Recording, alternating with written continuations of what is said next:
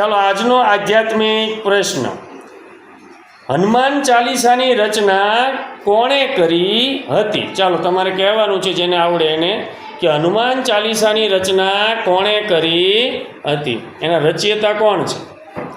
બોલો ભાઈ જયદીપભાઈ. ના, હનુમાન દાદા નહીં આવે ભાઈ. જયદીપભાઈ વિચારો. બોલો બેન. વાલ્મીકી. ના, વાલ્મીકી નહીં આવે.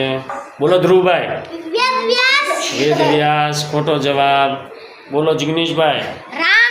રામ નહીં આવે. વિચારો થોડું. હનુમાન ચાલીસા જે આપણે બોલીએ છીએ ને દર શનિવારે શાળામાં, એના રચયિતા કોણ છે એ હું પૂછું છું. બોલો તો વિદ્યાબેન. હે, સુગ્રીવ નહીં આવે. વિચારો. બોલો તો વિદ્યાબેન.